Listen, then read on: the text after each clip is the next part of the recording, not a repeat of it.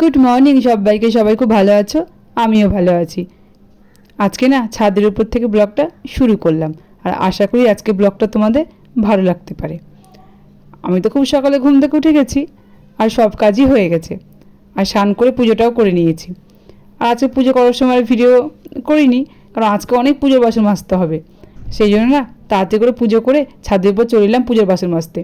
আর বেশি পুজো বাসন হলে আমি তো ছাদের উপরে মাজি, আর যা রোদ, সেই জন্য তাড়াতাড়ি করে পুজো বাসনগুলো মেজে নিচ্ছি।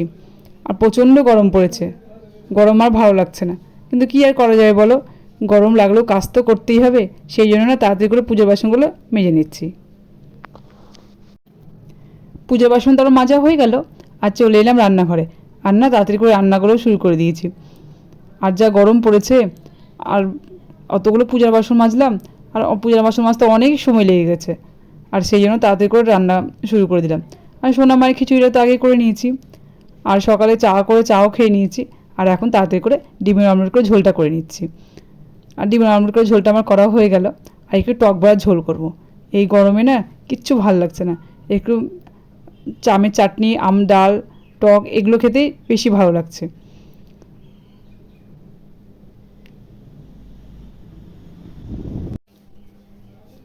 আমার তো ডিমের অমলেট করে ঝোলটা করা হয়ে গেল।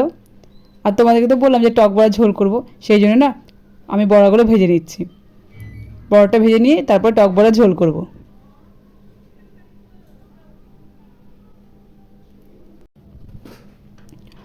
বড়াগুলো তো আমার ভাজা হয়ে গেল। আর তোমাদেরকে তো বললাম যে আমি একটু টক বড়ার ঝোল করব। আর এই দেখো আমার টক বড়ার ঝোলটাও হয়ে গেল। একটু আমটা ভেজে তেলের মধ্যে শুকনো লঙ্কা আর সর্ষে ফোড়ন দিয়ে টক বড়ার ঝোলটা করলাম। আর আম দিয়ে কিন্তু আমি টক বড়ার ঝোলটা করলাম। আর এখন তো আমের সময়, আর কাঁচা আম দিয়েই তো বেশি টক, সব কিছু টক খেতে বেশি ভালো লাগবে, সেই জন্য আম দিয়েই করলাম। আর এমনি সময় হলে আমি একটু তেঁতুল দিয়ে করতাম। আর তোমরা এভাবে খেয়ে দেখবে, টক বড়ার ঝোল খেতে কিন্তু খুবই ভালো লাগে। আর এই যে গরম, গরমে তো টক খেতে খুবই ভালো লাগবে। আর এই দেখো আমার টক বড়ার ঝোলটাও হয়ে গেল। আমি তো রান্না করছি, আর সোনামাকে ঘরের মধ্যে বসিয়ে রেখেছি। সোনামা যে কী দুষ্টুমি করছে, সোনামা তো কোনো আওয়াজও করছে না। রান্না হয়ে গেলে দাঁড়াও, কী দুষ্টুমি করছে তোমাদেরকে আমি দেখাবো।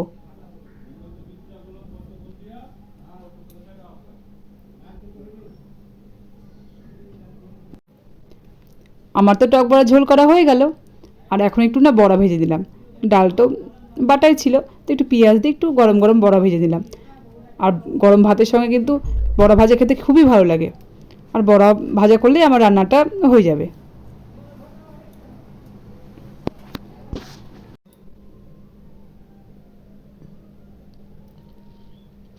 আমার তো রান্না করা হয়ে গেল। আর কী কী রান্না করলাম তোমরা তো দেখলে। টক বড়ার ঝোল, ডিমের অমলেট করে ঝোল, আর বড়া ভাজা। আর আমার সোনামাকে তো আমি খাইয়ে ঘুম পাড়িয়ে দিয়েছি। আর মোনালি মাও খাবার খেয়ে ঘুমিয়ে গেছে। মোনালি মায়ের তো এখন স্কুল ছুটি গরমের জন্য। আর এখন আমি খাবারটা খেয়ে নিব। তো খাবারটা খেয়ে নিই, পরে আবার তোমাদের সঙ্গে আমি কথা বলবো।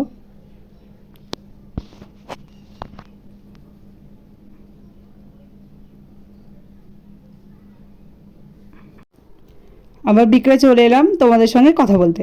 রান্না করার সময় তো তোমাদের গল্প করলাম যে আমার সোনামা কী দুষ্টুমি করেছে, তোমাদেরকে দেখাবো। আর এই দেখো, দেখেছো আমার সোনামা কিন্তু সাজুগুজু করতে শিখে গেছে।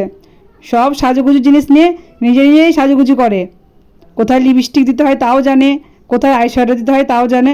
আর আজকে দেখো, এর আগের দিন তো লিপস্টিক নিয়ে বসেছিল, আর আজকে দেখো আইশ্যাডো নিয়ে কী করছে। হাতে আইশ্যাডো নিয়ে নিয়েছে, আর এই দেখো এখন গোটা মুখে কপালে সব লাগাবে। আমাকে আবার হাত দিয়ে দেখাচ্ছে, দেখো ঠিক আইশ্যাডো লেখা হলো চোখের উপর। সোনামার সাজুগুজু তো তোমাদেরকে দেখালাম। আর এখন দেখো সোনামা আমার কোথায় লুকিয়ে আছে।